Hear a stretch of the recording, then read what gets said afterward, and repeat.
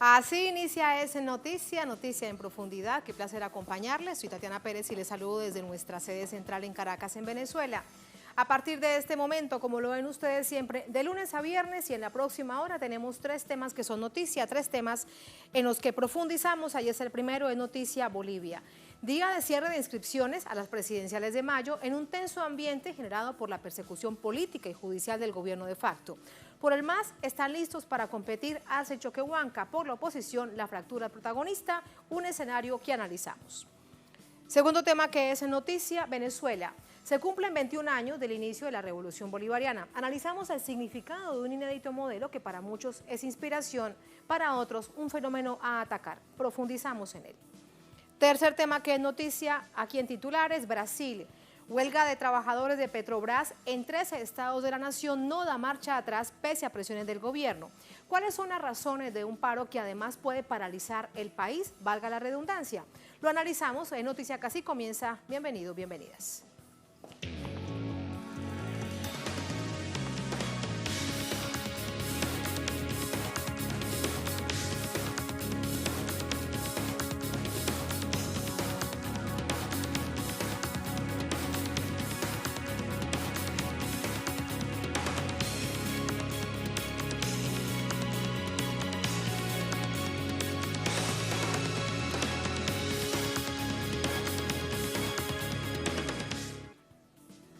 En Noticia Bolivia, a las 18 horas de este lunes venció el plazo para la inscripción de candidaturas de cara a las elecciones de mayo próximo, el 3 de mayo.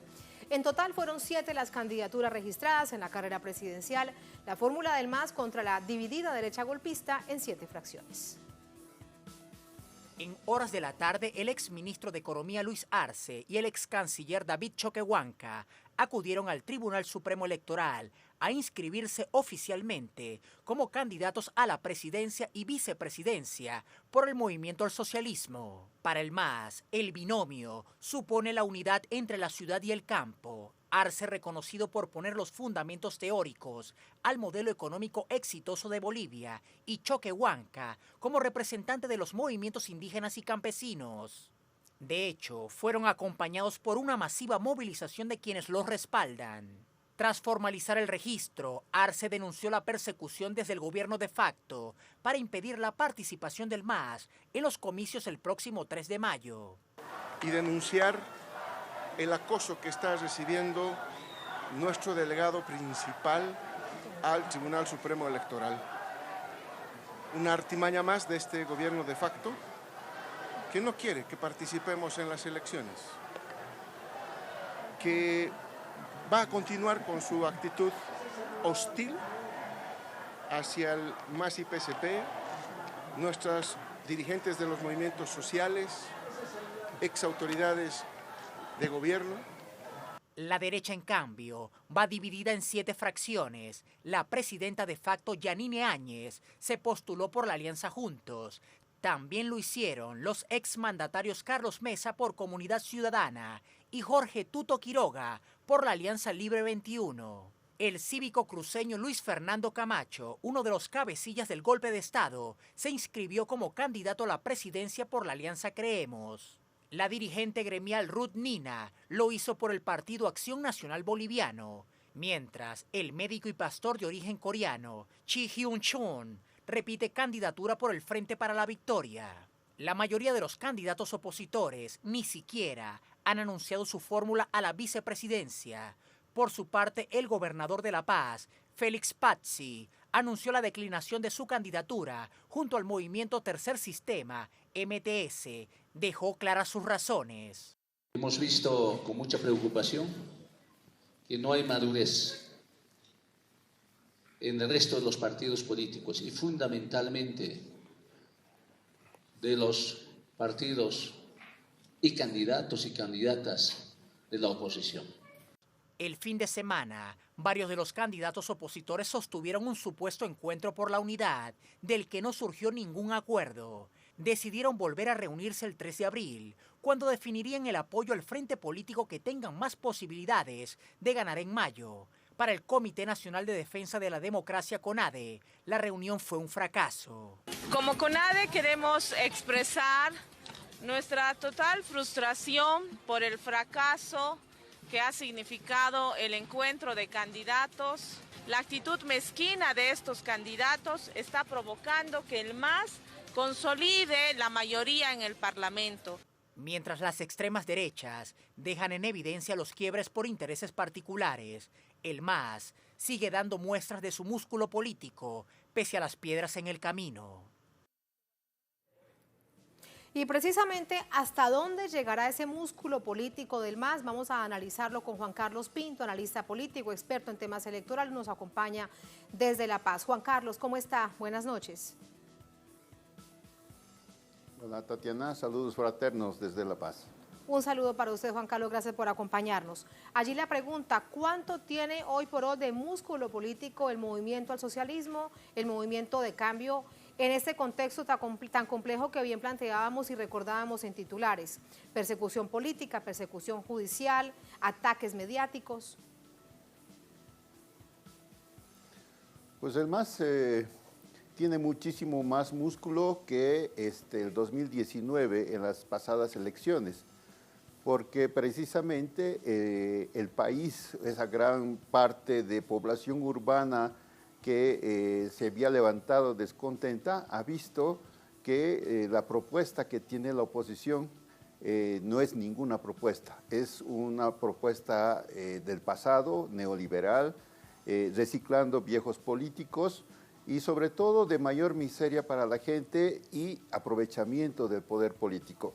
Creo que ese es el ofrecimiento que hasta ahora ha visto la gente y eso ha generado de que la gente que en algún momento estuvo descontenta respecto a al propio MAS, respecto a algunas actitudes, algunas decisiones políticas, hoy empiece a retomar nuevas posiciones, empiece a asumir de que la única posición posible y consecuente es precisamente la del MAS, frente a 7 otras candidaturas que lo único que están buscando es consolidarse en el poder y tienen un proyecto anti-MAS.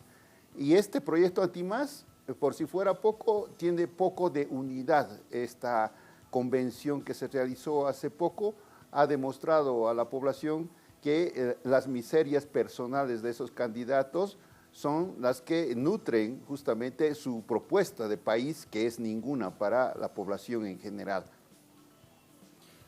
El desafío viene allí precisamente para ese binomio del MAS, particularmente para Arce, exministro de Economía, cuando lo hemos visto que se intenta generar sobre él un gran apoyo de las clases medias que se encuentran en las ciudades, sobre todo en las principales ciudades del país. ¿Cuál es tu visión acerca de ello y el desafío que tiene por delante?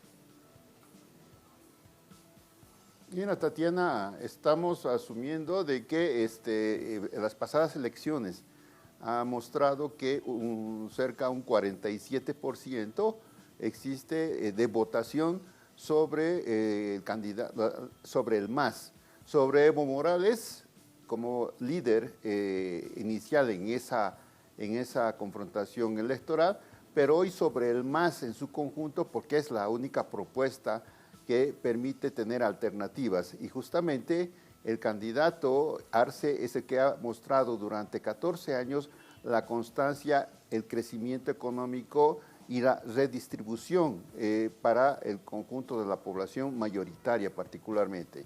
Entonces, en esa perspectiva, no solamente es un tema de ganancia para o de perspectiva más amplia para la clase media urbana, que es la que ha agitado en mucho el descontento en el último tiempo, sino sobre todo en la perspectiva de decir qué tipo de país es el que queremos, a dónde estamos apuntando. No hace poco algunos candidatos como Camacho fueron confrontados en la misma televisión para exponer su plan económico y nos mostraron justamente de que no tienen ningún plan económico más allá de potenciar a los empresarios y olvidarse de los sectores mayoritarios. Las políticas mismas de Áñez en la actualidad nos están demostrando justamente cuál es la opción de país que ellos tienen. Potenciar al sector privado, potenciar a los industriales y a la burguesía de siempre a costa de la mayoría del pueblo. Y esa es su perspectiva.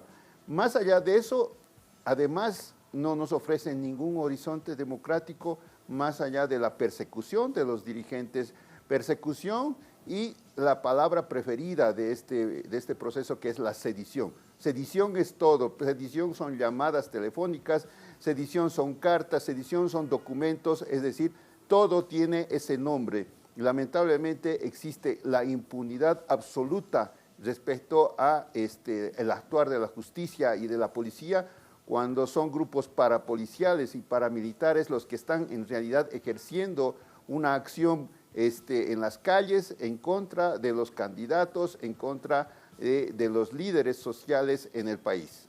Juan Carlos, ¿por qué crees que Yanine Áñez, la autoproclamada presidenta en este gobierno de facto, decidió lanzar una candidatura? Teniendo en cuenta además, si revisamos su pasado inmediato de carácter político, prácticamente una desconocida. ¿Por qué crees que lo hizo?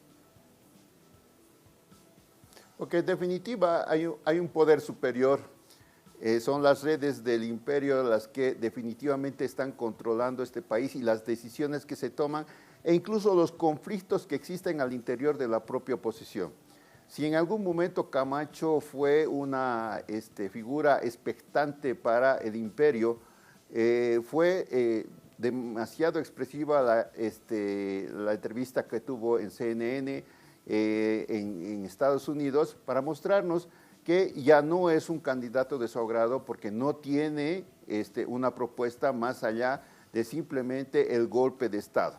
En esa perspectiva y bajo un término de gestión de 2 meses, se han plantado en esta nueva candidatura que es Yanine Áñez para intentar generar en principio una unidad que es prácticamente imposible, pero generar sobre todo una candidatura donde puedan asentar los recursos fundamentales, donde está asentado el poder policial y militar que sostienen este gobierno de facto, y en definitiva apostar a que más allá incluso de las victorias o no victorias electorales, ellos no están dispuestos a ceder el gobierno al MAS, aun cuando obtuviera la victoria 3 de mayo.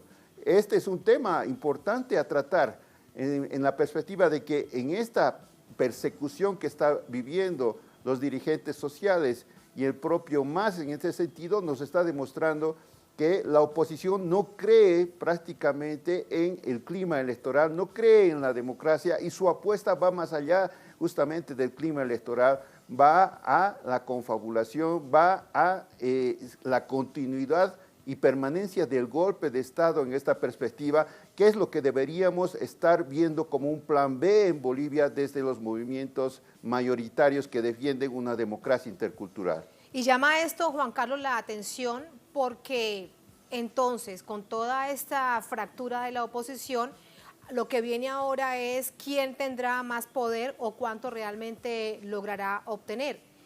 Por encima, por ejemplo, en términos de imagen y de conocimiento político, se encontraba Mesa por encima de Áñez o, por ejemplo, el mismo Tuto Quiroga. ¿Qué fue entonces lo que sucedió? ¿Qué crees que pasó? ¿Y por qué entonces llega a tal nivel de fractura? Esto llama la atención.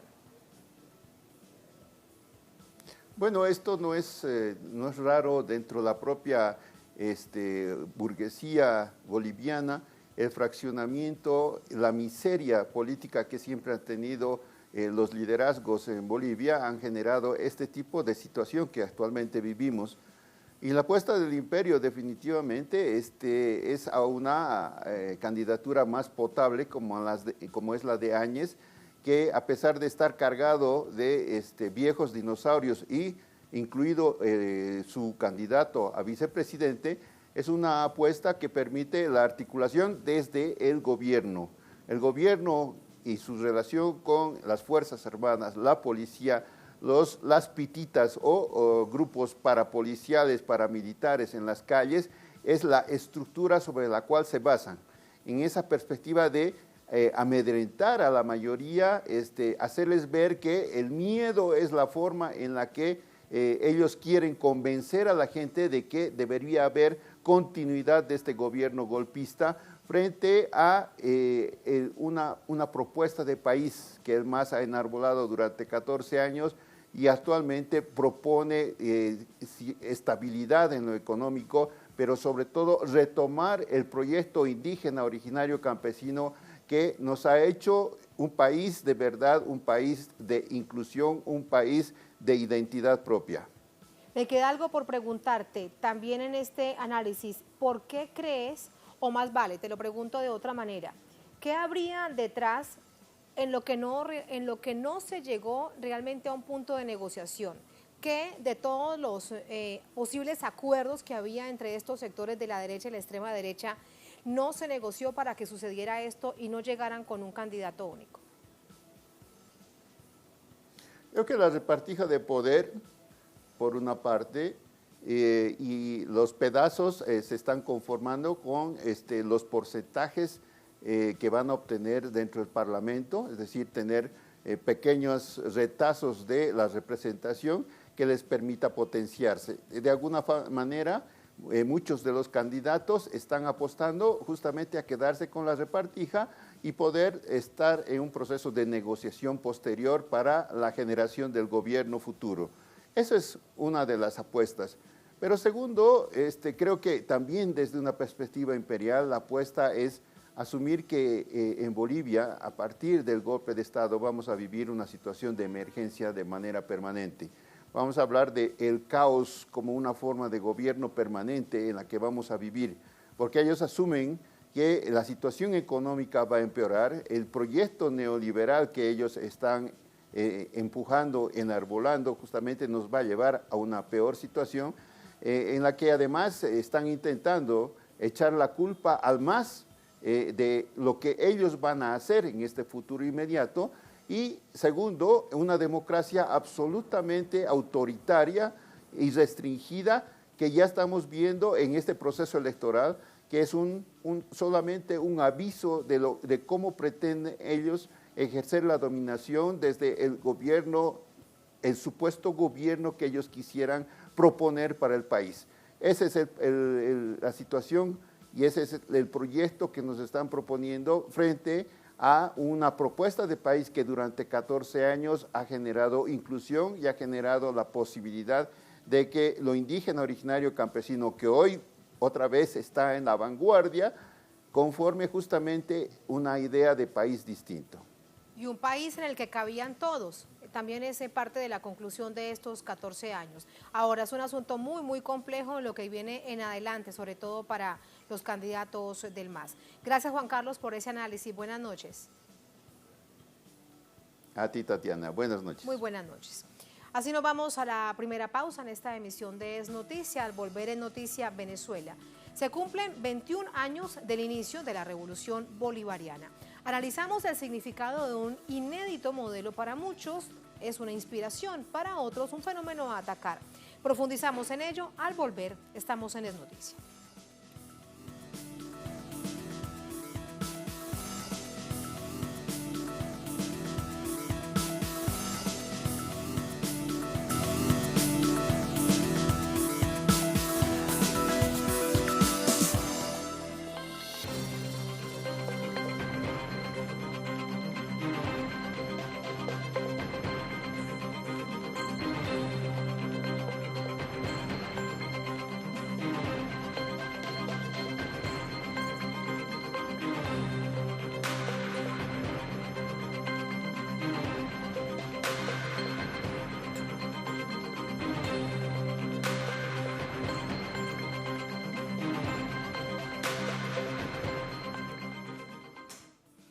En Noticia Venezuela se cumplen 21 años de la primera juramentación como presidente de la nación del líder de la Revolución Bolivariana, Hugo Chávez, luego de obtener el triunfo con más del 56% de los votos, victoria que cambió por completo la historia del país suramericano y de gran parte del mundo, lo recordamos.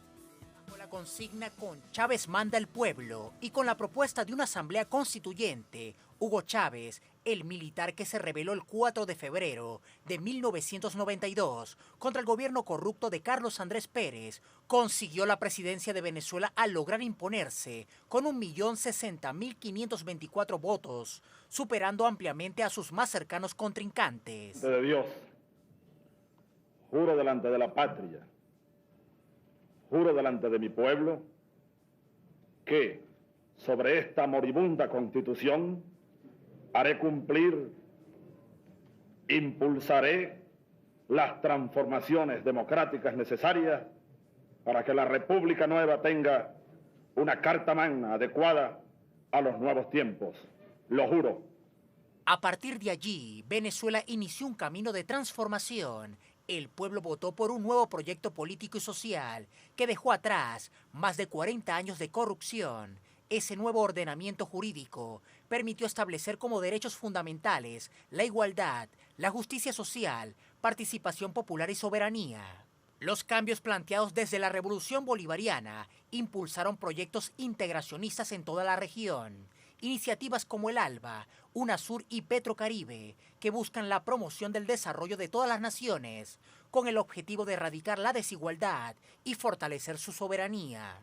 A 21 años de aquella gesta histórica y su juramentación como el primer presidente socialista de Venezuela, el legado de Hugo Rafael Chávez Frías sigue presente en el pueblo venezolano y vivo en cada una de las transformaciones democráticas del país. Desde una perspectiva internacional vamos a analizar lo que precisamente ha significado 21 años de la Revolución Bolivariana. Para ello nos acompaña Juan Romero, él es historiador, politólogo, docente universitario, doctor en procesos políticos contemporáneos en América Latina, geopolítico, Premio Nacional de Periodismo Alternativo, Aquiles Nazoa, y no continúo. Aquí está a mi lado. ¿Cómo te va, Juan? Hola, ¿Cómo has estado? Gracias por recibirme siempre. Gracias a ti por acompañarnos. Si yo te pregunto lo que ha significado, mirándolo hacia afuera, 21 años de la Revolución Bolivariana, para pueblos que inicialmente tenían inquietudes de lo que se venía gestando dentro de Venezuela que no se conocía, y luego cómo se fue conformando, ¿qué podemos decir de ello? Mira, yo la haría de 21 años en un plural de los legados de Chávez. Porque hablar de estos 21 años es indudablemente hablar de Chávez, y no es un tema de culto a la personalidad ni nada. El primer legado es que Chávez es un sujeto, lo que Gramsci llamaba un sujeto subordinado, es decir, un sujeto explotado, es un sambo. En la historia cultural de América Latina, la historia étnica, es un afrodescendiente y un descendiente de indígena. Eso transforma a Chávez por su propia naturaleza, no por conveniencia, no por un discurso de marketing político ni nada por el estilo, lo transforma en un insurrecto natural. Es decir, su condición de afrodescendiente, su condición de descendiente indígena. En el texto de Ramonet, Mi primera vida, él lo dice, mi antecesor, Maíz Santa, es un catire, pero mi padre tiene rasgos afrodescendientes, mi madre rasgos indígenas. Y eso lo transforma entonces en un vocero de los que en la historia de América Latina han sido violentados, invisibilizados, ocultados. Es lo primero, primer legado. Segundo, Chávez aporta al proceso político no solo de Latinoamérica, sino del mundo, y Venezuela con él, un debate sobre el constitucionalismo. Es decir, hay un contraste que está representado en Honduras, por ejemplo, donde hay una constitución pétrea que se mantiene incólume a los cambios políticos y sociales, y está Chávez con el nuevo constitucionalismo latinoamericano y la necesidad de adaptarse a los cambios. Segundo legado. Tercero, es que Chávez retoma un elemento que a finales de la década de los 90 parecía ser el dominante, es decir, el desmontaje del estado de bienestar, el desmontaje de las políticas sociales, la apertura al capital, la flexibilización laboral, la entrega al imperialismo. Chávez reivindica el Estado Nacional, reivindica la protección de los excluidos, reivindica la defensa de la soberanía, reivindica el principio de independencia. Hay un tercer elemento que a mí me parece también vital, y es que introduce un debate sobre relaciones entre lo que se conoce como el poder militar y el poder civil. La intervención de militares en la historia de América Latina en todo el siglo XIX y el siglo XX era a través que el militar intervenía para generar un golpe de Estado. Coup d'État lo llaman los franceses. Chávez interviene, sin lugar a dudas, dando un intento, la insurrección cívico-militar es un intento de golpe de Estado contra un Estado neoliberal, excluyente, y cuando uno analiza los documentos del 4 de febrero que reúne ese intelectual venezolano que era Cleber Ramírez, tú ves reivindicación del Estado, defensa de la soberanía, un mundo multipolar, un discurso que tiene total vigencia. Quinto legado es que en el rescate del Estado, en el rescate de la soberanía, Chávez propone que los estados en América Latina deben proteger sus recursos naturales, deben unirse, que es un planteamiento histórico, ¿no? Importante, rescata un planteamiento histórico que está en el pensamiento de O'Higgins, que está en el pensamiento de Morelos en México, que está en el pensamiento de Martí, que está en la Liga Antiimperialista del Caribe con César Augusto Sandino. Es decir, tiene un contenido. Y por último, y no por eso menos significativo, en mi criterio, es que el proyecto bolivariano que hoy está celebrando 21 años es un proyecto político con un amplio sentido como proyecto histórico. Y aquí hay que hacer una diferencia.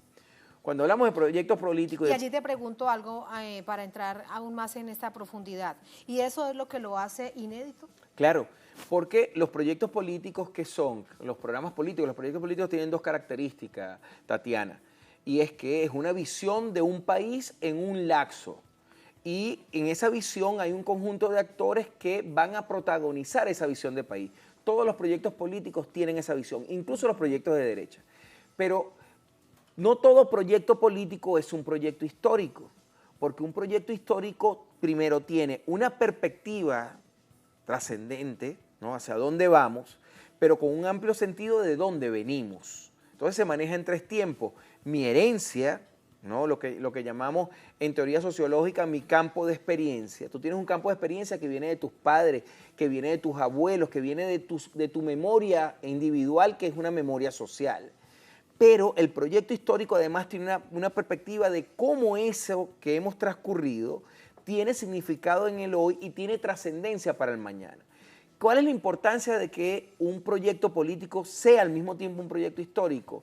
Que tiene una percepción no unilateral. No es fortuito que los proyectos políticos de derecha renuncien a la visión del pasado y se consoliden en una visión de futuro. Caso Enrique Capriles Radón, que imprimió justicia acá. Olvidémonos del pasado. ¿No era acaso lo mismo que decía Obama en la Cumbre de las Américas? Olvidemos el pasado. La historia. No es lo mismo el discurso de Vargas Llosa, no es lo mismo el discurso de Andrés Oppenheimer, para hablarte solo de algunos referentes de la derecha. Olvidemos la historia. El proyecto histórico, entonces, asume la necesidad de mirar atrás, pero sin quedarse anclado, darle una lectura presente para trascender. Eso es lo que hace interesante, lo que hace significativo y lo que hace trascendente al proyecto bolivariano, que es un proyecto político con un amplio sentido histórico y al mismo tiempo lo hace extraordinariamente peligroso. Ahora, con todo esto que nos has dicho, ¿cuál ha sido el motivo de mayor inspiración para aquellos que después de 21 años consideran que este es un modelo a seguir? Lo hemos visto en los distintos foros desde el año anterior hasta ahora que califican a eso, el modelo venezolano, como un motivo de inspiración para gobiernos y para pueblos. Mira, yo creo que entendiendo lo que he venido afirmando, que el proyecto bolivariano es un proyecto histórico y que se nutre, tiene fuentes diversas. Yo creo que Chávez se nutrió perfectamente de alguien que es trascendente. Se nutrió de la experiencia de Ho Chi Minh en Vietnam, ¿no? Ho Chi Minh en sus memorias dice cómo fue posible que Vietnam, un pueblo que no estaba en las etapas de desarrollo científico-tecnológico, un pueblo que tiene una tradición colonial y neocolonial muy importante porque venía de la dependencia y el control francés durante muchos años, haya logrado enfrentarse a la que era la primera potencia del capitalismo y vencerlo. Entonces Ho Chi Minh dice en sus memorias algo que yo creo que Chávez captó perfectamente y lo adaptó al proyecto bolivariano y lo hace un ejemplo a seguir y un mal ejemplo para el imperialismo colectivo en América Latina. Es que, decía Ho Chi Minh, dos cosas hacen factible que un pueblo que cuente con apoyo venza a grandes ejércitos. Decía, uno, la voluntad y la fe en construir una verdad histórica, decía Ho Chi Minh. Segundo, la capacidad de que la estrategia militar estuviera permeado por una perspectiva de lo político. Cuando tú ves esos dos elementos de Ho Chi Minh, entonces ves cómo ese pueblo, con menor capacidad física, económica, armamentística, vence una gran potencia que utilizó todos los elementos científicos, tecnológicos, armamentísticos para derrotarlo. El segundo elemento que señala Ho Chi Minh y que ahí es vital es cómo eso permite construir. Bueno, esos dos elementos Chávez los adapta perfectamente. Cuando Chávez supera la etapa crítica que va desde la promulgación de las leyes habilitantes, las primeras 49 leyes en el 2001, entre ellos la ley de hidrocarburos, la ley de tierras, que fueron muy clave, al momento del referéndum revocatorio que intentaron contra él en el 2004, él abre en el 2005 una etapa que la inaugura con un evento que era un encuentro de altos estudios geopolíticos. ¿Qué planteaba ahí Chávez? Una visión multilateral, multipolar, pluridimensional, compleja, y hablaba de nuevos socios, de una nueva geopolítica. Y por eso es que tú ves que la Constitución de Venezuela define por primera vez la política internacional. Dice, la política internacional tiene una visión caribeña. Es que Venezuela tiene 550.000 kilómetros en el Mar Caribe y nosotros nunca lo habíamos atendido. Tiene una visión continental porque nosotros estamos en el hemisferio sur y hay que mirar al sur. Tiene una visión andina porque nosotros tenemos las estribaciones de la cordillera andina que comienza en Tierra del Fuego y termina en la Guajira venezolana, por ejemplo. Pero tiene una visión amazónica porque Venezuela tiene una perspectiva amazónica que lo une con Brasil. Y esa visión en conjunto, compleja, heterodoxa, diversa, nunca había estado constitucionalmente. Y eso le da un aporte. Entonces, tienes un pueblo que lo transforma en un sujeto social, no solo porque acudan elecciones, sino que hay un momento preelectoral, hay referéndums revocatorios, mecanismos de democracia directa, lo llamamos en ciencia política. Pero además, hay nuevos espacios de configuración política que se abren y que permiten participaciones distintas al momento electoral. Eso da un dinamismo extraordinario. Tú vas hoy, te debe pasar, me pasa a mí, yo voy en un taxi o voy en un metro, estoy aquí en Caracas o voy a la Plaza Bolívar acá o en Maracaibo donde vivo, ¿ok? Y la gente me para, yo lo vi a usted en Telesur. Eso que usted dijo me parece interesante, eso que usted dijo de Chávez. Eso que llamamos politización es muy importante, porque en el sentido liberal la política era solo de los políticos, los letrados, los ilustrados y los de poder económico. Bueno, por eso sigue sucediendo. Ve a votar y lo demás nosotros nos encargamos. Es lo que tú estás viendo. Es el debate en Bolivia. ¿Cuál es el debate de Jennifer Áñez? Que esa chusma, porque lo asume como tal en un sentido neocolonial, que son los aymara, los quechua y la diversidad de grupos étnicos no deben tener derecho de participar. Es un debate que va. ¿Cuál es la presión sobre ANLO? Porque ANLO dice, voy a utilizar el Tratado de Libre Comercio que está vigente con México y con Estados Unidos para aprovechar de responder a la cantidad de excluidos que históricamente están ahí. ¿Cómo presiona Trump? Presiona a los países, al Triángulo del Norte, a Guatemala, a Honduras, a El Salvador, por el tema de la migración. ¿Cómo presiona a Bolsonaro? Bolsonaro dice también, es que los afrodescendientes son una chusma, no deben ser parte del Estado, hay que eliminarlo. ¿Cuál es el discurso de Piñera? Es exactamente lo mismo. ¿Qué es lo que sucede en Perú? Es una exclusión a los grupos. Entonces, eso transforma al proyecto bolivariano en un proyecto simbólicamente importante, porque es un proyecto histórico, no es solo un proyecto político. Y entonces aquí preguntarte dos cosas. Uno, cuando se establece que las bases son el bolivarianismo, entra la confrontación y comienzan los ataques, es allí en el momento en donde entran los ataques. Y la segunda pregunta, que también tiene todo que ver con eso, el tal nivel de politización que ya, si lo revisamos 21 años después a hoy, tal nivel de resistencia, tal nivel de entendimiento de lo que pasa en el país, también es el motivo de ataque. Claro, en primer término, como tú muy bien lo señalas, es decir, al ser un proyecto histórico, el pensamiento bolivariano es importante por tres elementos que lo señalaba muy bien ese cubano extraordinario que vivió mucho tiempo aquí en Venezuela, Francisco Pi Vidal, en ese texto también maravilloso que es Bolívar, precursor del antiimperialismo, del pensamiento antiimperialista. Uno es eso, Bolívar es el primero. Cuando Bolívar dirige las cartas con el agregado comercial norteamericano Irving, dice unas cosas extraordinarias, ¿no? La primera es la defensa de la soberanía, pero la segunda es lo que hablábamos de Ho Chi Minh, ya lo decía Bolívar, es decir, la voluntad del pueblo a defender su destino. Le contesta Bolívar a Irving, hemos perdido la mitad de nuestra población luchando contra un imperio. La mitad que sobrevivimos estamos ansiosos de seguir el mismo ejemplo. Ante una potencia emergente, recordemos, en 1823 se formula la doctrina Monroe, es decir, en 1818 ¿no? 1819 comienza a darle sentido a lo que va a ser la política imperial de los Estados Unidos, que se va a consolidar con la Guerra Hispano-Norteamericana de 1898. Entonces, el bolivarianismo plantea, y es por eso que inmediatamente que termina Ayacucho en 1824, Bolívar hace la convocatoria al Congreso Anfictiónico. ¿Cuál es el sentido del Congreso Anfictiónico, Tatiana y amigos que nos siguen, a propósito de su proximidad del Bicentenario? Crear una confederación de naciones. Ya Bolívar lo había visorado en la Carta de Jamaica. Dice, posiblemente la independencia se va a fraccionar esa realidad que llamábamos el imperio hispano en nuestra América. Y ante eso hay que crear una confederación de naciones, una visión geopolítica que antecede a lo que estamos viviendo. 2, que esa visión de unidad geopolítica implicaba una unidad estratégica. Bolívar decía en el Congreso Anfictiónico, le daba en la convocatoria en el año 1825 unas directrices a Sucre. Decía, Sucre, usted tiene que hacer hincapié en que ninguno de los espacios que hemos independizado establezca un acuerdo de paz con España si no los reconoce a todos.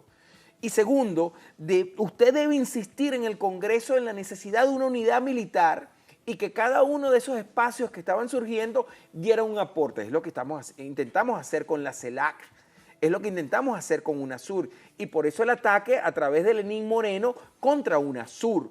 Crea un Consejo de Defensa Suramericano, que es la base para definir la zona de paz suramericana. Entonces, eso le da un sentido. Luego, todo ese pensamiento, esa raíz, ese legado histórico, tiene un correlato en términos de la solución de dos de los problemas, o por lo menos no la solución, pero sí el avance de dos de los problemas que no hemos resuelto, la igualdad y la participación.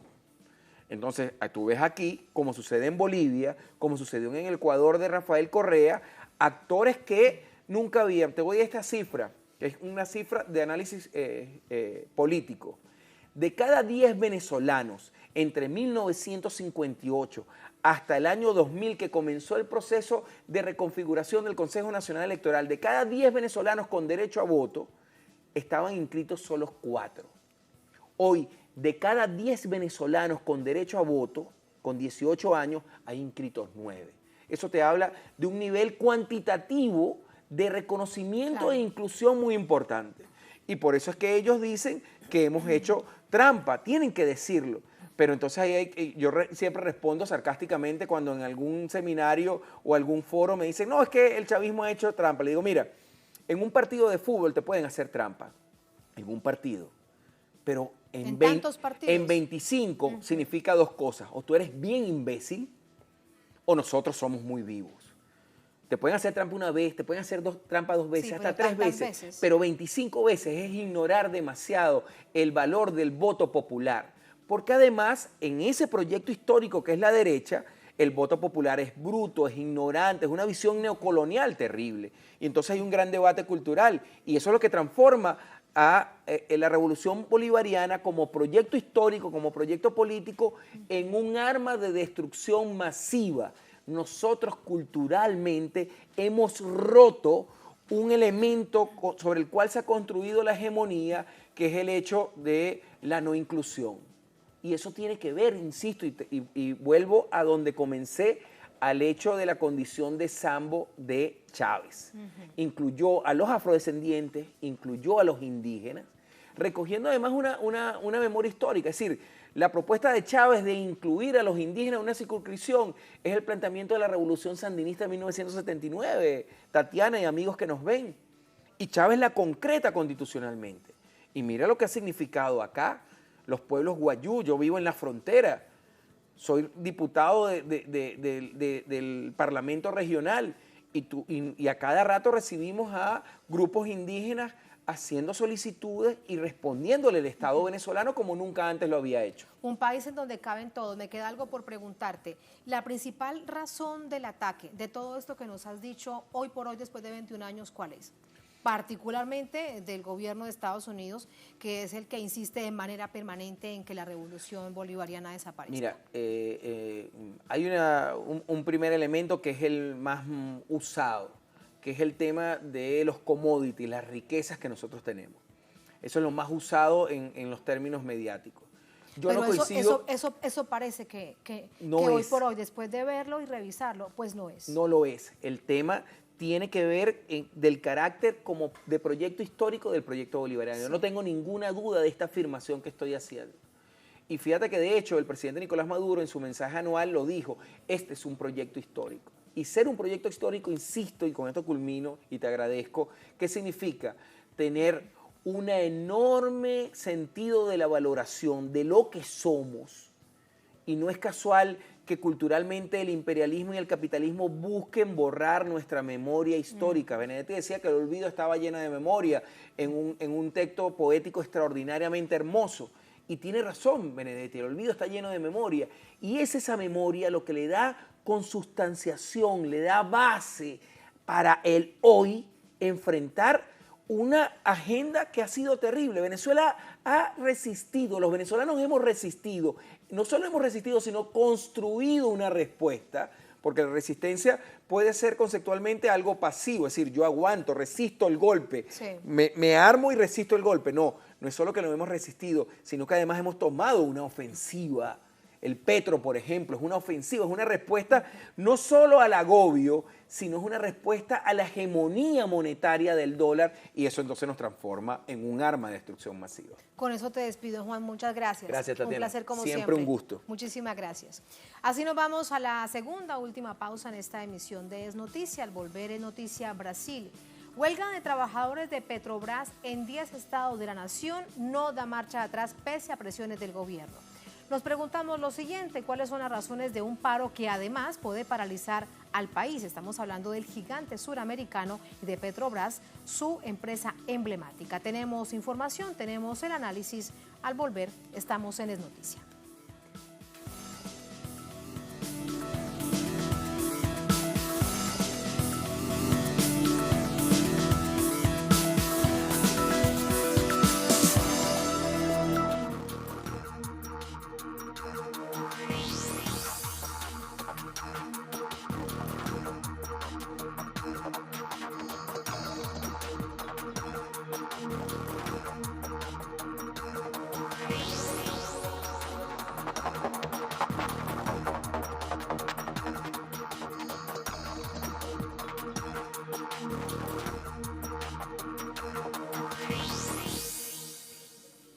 En Noticia Brasil, trabajadores que se mantienen en huelga dentro de la sede de Petrobras denuncian maltrato por parte de las autoridades de la empresa estatal.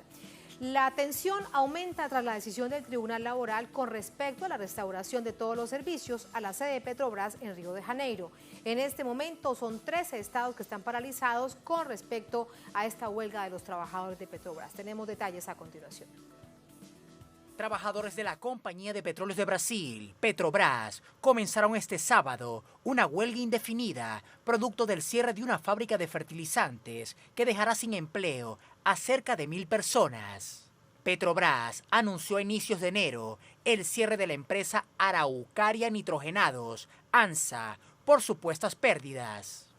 La medida fue rechazada por trabajadores de la estatal, quienes piden a la compañía petrolera suspender las medidas unilaterales tomadas por la administración y que afecta a miles de trabajadores.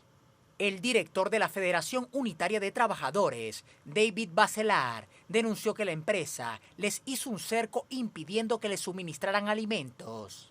Bacelar explicó, su táctica de guerra fue cortar la luz, golpearnos psicológicamente, cortar el agua, para que estemos en este estado durante casi 48 horas, sin siquiera un baño, y cortar la comunicación para que no podamos hablar con la categoría y tampoco con la sociedad brasileña sobre lo que está pasando aquí. Hasta ahora, la Federación Única de Trabajadores Petroleros ha confirmado que más de 15.000 trabajadores en 2 estados ya se han unido a la huelga con manifestaciones desde tempranas horas en varias ciudades del país. Los trabajadores denuncian a través de las redes que cuerpos de seguridad del Estado los amedrentan como parte de sus medidas de represión. Según David Bacelar, las intenciones detrás de esta mascarada es mantener los procesos de privatización en detrimento del país y desmantelamiento del sector industrial. Finalmente, Bacelar afirmó, es de suma importancia que esta lucha no sea solo para petroleros y compañías petroleras. Esta lucha es en defensa de los bienes públicos, el servicio público, la soberanía nacional, el empleo, los precios justos de los combustibles. Pertenece a la sociedad brasileña. Vamos a entrar así con el análisis. Nos acompaña para ello Andresa Delbon, ella es directora de la siguiente organización. Ya les cuento de qué se trata. La tenemos en pantalla. ¿Cómo está? Bienvenida. ¿Cómo está, Andresa? No la escucho. Hola, Andresa, ¿cómo está? Hola, todo muy bien acá. ¿Cómo va? Gracias. Andresa es directora de la Federación Única de los Petroleros en Brasil. Andresa, la situación lo contábamos de manera resumida en el informe que nos precedía. ¿Qué significa esta huelga en términos históricos para el país? No es común que haya una huelga general donde ya se incluyan 13 estados del país de trabajadores petroleros, de Petrobras. ¿A qué punto se ha llegado entonces para tomar esta decisión? Entonces, el gobierno neoliberal de Bolsonaro, que está tomando las medidas de desindustrialización del país y de privatización de todos los servicios públicos, anunció que la mitad del parque de refino de Brasil va a ser vendida al capital extranjero y al final de enero recibimos el anuncio de la demisión de unos 1.000 trabajadores de la fábrica de fertilizantes en Paraná. Entonces, estos trabajadores empezaron una huelga como el día 21 de enero y están en huelga desde ya. Y nosotros, todos los trabajadores petroleros de Brasil, estamos juntos desde el 1 de febrero. Juntamos a esta huelga, ahora tenemos una huelga nacional. Esta huelga han dicho que se trata de una medida de fuerza de carácter indefinido. ¿Hasta dónde será este carácter indefinido y las implicaciones que tendrá para el país? Estamos avaliando todos los días para que tengamos para que possamos saber cuándo se para. Hoy estamos en el paro es indefinido porque está empezando a crecer. Más estados están adheriendo, más áreas operacionales están empezando a huelga también. Entonces hoy tenemos como 2 estados, un momento, como hoy más 3 estados empezaron las huelgas. Tenemos 80% de los trabajadores, 2 estados afectados en huelga. Andresa, gracias por entregarnos ese testimonio. Buenas noches. Vamos ahora con André Vieira, desde Río de Janeiro. André, buenas noches, la situación. A ver si te veo, André. Hola, buenas noches, André. Hola, ahí estás con nosotros. Hola, sí, Tatiana. Sí, la situación a esta hora de la noche, hubo un momento de tensión, un grupo de trabajadores que se encontraban al interior de una de las sedes, precisamente, se les bloqueó el ingreso de alimentos, el ingreso de agua, y eso evidentemente plantea lo que significa esta respuesta por parte del gobierno, la situación esta noche. Hola, sí, Tatiana, buenas noches para ti y para la audiencia aquí de Es Noticia. Tatiana, esto demuestra justamente el diálogo de este gobierno, que es justamente el no diálogo con los trabajadores. Su forma de lidiar con este tipo de situaciones, por ejemplo, es simplemente no negociando con los trabajadores, no por lo menos sentando en la mesa de negociaciones para negociar con estos trabajadores. Recordemos las pautas, Tatiana, de estos trabajadores que están en paro desde la madrugada del pasado sábado y en diferentes estados. Ahora son 12 estados que están en paro, cerca de 15.000 trabajadores que están en paro. Ellos reivindican principalmente, el primer punto es justamente exigir que la Petrobras no siga con su plan de cerrar una de las fábricas en el estado de Paraná, que sería eso a lo largo ahora del mes de febrero y lo que podría generar el despido masivo de 1.000 trabajadores.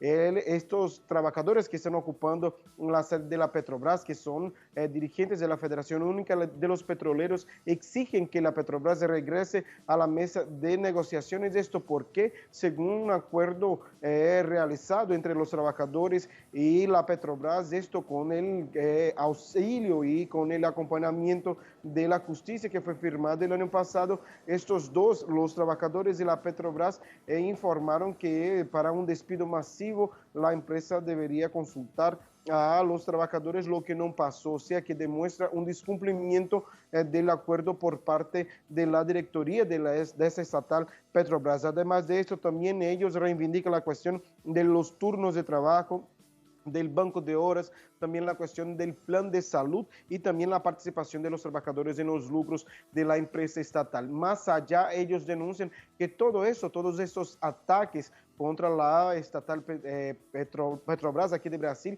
es justamente un plan de privatización por parte del gobierno de Jair Bolsonaro, que ha buscado en diferentes momentos privatizar empresas y, como es el caso de la Petrobras, vender las empresas que son controladas por la petrolera aquí de Brasil y también avanzar con su plan de justamente atacar a esta empresa para luego privatizar más adelante. O sea que todo un problema muy grave por aquí por parte de este gobierno, pero los trabajadores prometen seguir en esa movilización y sumando otras categorías aquí para decir no a la privatización y al desmantelamiento, por supuesto, de esta petrolera Petrobras aquí en Brasil. Tatiana. Gracias por entregarnos este balance de esta jornada. Muy buenas noches, André. Gracias. Para ti también. Buenas noches. Gracias a ustedes por habernos acompañado. Así ponemos punto final a esta emisión de noticias. Cerramos nuestra pantalla tradicional. Nos quedamos en redes sociales, @noticiatelesur, @TatianaTelesur. Durante esta jornada, otro hecho fue noticia. Con eso lo dejamos. Hasta mañana.